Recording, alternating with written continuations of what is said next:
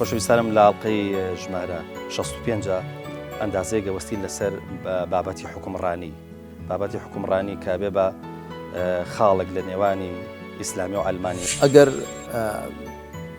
دەستەی حکومڕانان بەرپرسان وڵات بەڕێوەبەران باش بن باشەکەیان دەشتێتەوە بە سەر هەموو خەڵک وڵاتدا، ئەگەر بە پێچەوانەشەوە بن خراپیەکەشیان هەموو خەڵک و وڵاتەکە باژەکەی دەدا.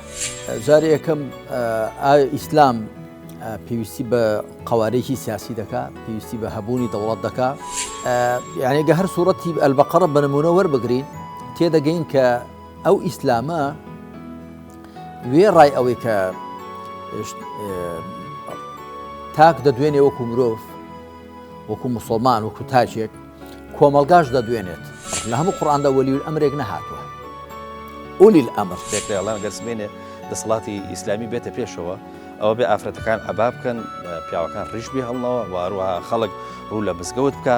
داعش لە حەقیقەتدا مەگەر کەسێک هەربێ زوڵم لە ئیسلام بکە، ئەگەرنا تاوانە داعش لەسەر ئیسلام حساب بکرێ، شویان وەکو ئیسلام دەچوو و پاشان بۆی تەمەنیشیان کەم بووە. ئەوەی فەرمایشتەکەی پێغەمبەریان بەسەردا چەسپی عەلەیهی سەڵات وسەلام هەلەکە المتەنەطیعون، سێ جاریان وای فەرموو، واتەوانەی کە زێدەڕۆی دەکەن بە هیلاک دەچن، تەمەنیان کورتە.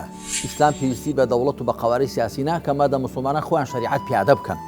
حاکمیت دانانی حەڵاڵ و حەرام و چاکە و خراپە و وا بکەن وامەکەن، ئەوە عایدی خۆیە. بەڵام دەسەڵات واتە دانانی بەرپرسانێکە ئەو شەریعەتە پیادە بکەن، ئەو مافی خەڵکە. هەموو مرۆڤەکان لە کۆمەلگای ئیسلامیدا بە مسلمان و نامسلمانەوە لە ماف و ئازادیەکاندا یەکسانن. بەرنامەی نووسین و یادەوەری یەکشەمە کاتژمێر 9 بە کاتی هەولێر.